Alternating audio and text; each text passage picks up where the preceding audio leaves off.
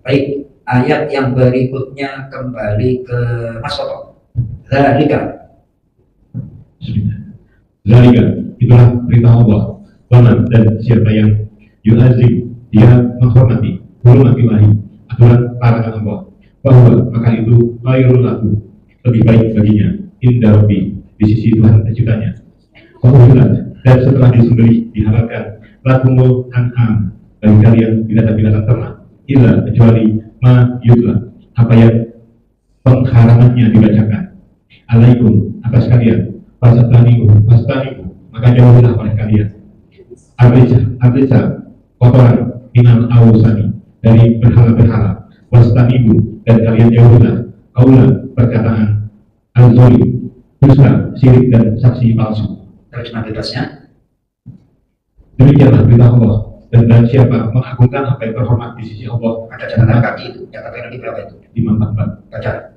Arti yang terhormat, hurmat pada ayat ini ialah bulan haram, Muharram, Rajab, Dzulqa'dah, Dzulhijjah, tanah haram, dan maqam Ibrahim. Nah, ada lagi yang di atas. Maka itu lebih baik baginya di sisi Tuhannya, dan dihalalkan bagi kamu semua hewan ternak, kecuali yang diterangkan kepadamu keharamannya. Maka jauhilah penyembahan berhala-berhala yang najis itu, dan jauhilah perkataan dusta. Baik, jadi yang namanya haji itu makanya sebagai penyempurna rukun Islam, karena aturannya ketat, Mas Toto. Aturannya apa? Aturannya ketat. Sekali kita melanggar kena dam dan seterusnya. Ketika kita ibadah terus harus dijauhi dari perkataan dusta, kotor, dan lain sebagainya. Ayat sebelumnya, ayat yang di atas, jangankan perkataan, mau bermaksud aja itu langsung dapat balasan. Nah, kemarin berbagi cerita dengan Pak Haji Tata, kalau saya balikannya Pak Ustaz, gimana? Nah, katakanlah semua itu yang diceritakan oleh Pak Haji Tata tadi malam itu banyak yang mengalami. Ya, katakanlah pemusik, ya namanya anak-anak muda itu kan kayak apa? Mau berangkat umroh takut dan lain sebagainya. Gak usah takut, Allah itu maha baik, maha apa, udah gak usah dipikirin, yang penting kita husnuzon, kita minta ampun dan segala macam. Enggak, nanti akan dikondisikan dengan yang istimewa di sana. Ternyata orang seorang katakanlah yang tadinya perilakunya negatif, ketika benar-benar ingin bertaubat, ternyata di Solo dengan husnuzon udah pasrah aja di Solo, nggak usah mikir yang macam-macam. Pokoknya kita dengan tulus ikhlas apa yang mau diberikan oleh Allah kita terima, tadi kita mohon yang terbaik diampuni. Ternyata lancar-lancar aja, itu yang namanya ibadahnya di Solo. Dan bahkan kadang orang yang seperti itu mendapati keistimewaan ibadah yang tidak didapatkan oleh orang-orang yang lain. Nah, itu kebesaran Allah di tanah haram. Nah, ini menjadi pelajaran bagi kita. Tadi Pak Yul sambil pijitin saya itu ya agak-agak jarang juga sekarang ini ya kan, tapi lumayan sih, enak deh. Kembali kepada innamal a'malu binniyat. Segala sesuatu itu tergantung niatnya. Kalau niatnya lempeng, ya akhirnya nanti dilempengin oleh. Tapi kalau kita niatnya sudah neko-neko, ya sudah. Nah, ini pengalaman. Kemarin saya itu dapat jamaah lah, sudah jadi langganan dari Rawamangun, itu ceritanya Pak Del. Nah, di masjid sebelahnya itu neko-neko, pengurus kurbannya itu nyari sapi di Jawa, gitu loh. Mungkin dengan cara pemikiran ingin dapat keuntungan. Ya, saya tahu lah, saya paham. Makanya kalau ada saya menghadapi model-model seperti itu, sekarang saya siasati Pak Sony. Pak, Anda kan panitia kurban, janganlah ngambil duit dari budget kurban. Udah berikan aja sama saya, nanti per ekor saya kasih sekian, Anda selamat, Anda tetap dapat keuntungan. Pedagangnya juga harus pintar Mas Toto untuk nyelamatin amanah dari itu. Saya seperti itu. Saya tahu lah yang namanya panitia kurban, kecuali insya Allah jemaah Masjid Nurul Ikhlas panitia kurbannya itu orang ikhlas semuanya, nggak ada yang kayak gitu. Nah, panitia rata-rata itu pikirannya kayak gitu. Ini gimana Pak Ustaz? Pak, Anda kan sendiri, Anda kan tahu kan, perbandingan Anda beli sapi di saya dan yang lain itu minimal 2 juta, udah saya kasih bonus 2 juta, saya turunin, masa minta lagi sama saya Pak, terus saya dapat apa? Kayak gitu. Ya Pak Ustaz, ini ya sudah lah, saya kasih gopen 500 ribu buat makan padang aja semua, ya apa sok jadal kayak ya gitu kan. Jadi itu ceritanya, ini nggak punya pengalaman, langsung ke Jawa. Akhirnya apa Pak Del? Ini buat pengalaman. Sapi diantar belum nyampe masjid udah disembelih karena sakit. Lah itu berarti kan nggak punya kandang permanen Pak Del.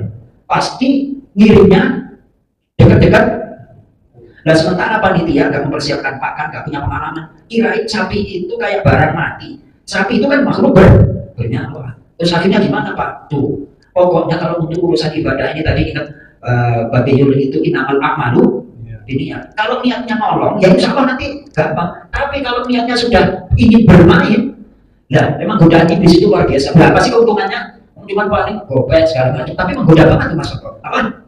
Wah ini kesempatan. Ini seperti itu. Nah tiap hari sekarang saya ketemunya tampil-tampil masjid Pak Sofi. Tampil masjid yang apa namanya ingin cari keuntungan dengan nyari sapi segala macam. Itu jangan Pak. Ya saya sambil dakwah Mas Toto. Jangan Pak, jangan ngambil dana dari apa namanya budget yang sudah diamanatkan oleh jamaah. 3,5 kan, nah, berarti itu 24 sekian. Ya, nggak usah dikurangi buat 3,5, sini aja duitnya. Nanti saya kasih bonus untuk panitia 1 juta, kan sama aja hitungannya. Tapi angkatnya berbeda. Saya sampaikan seperti itu. Benar nggak cara ya kan? Jangan.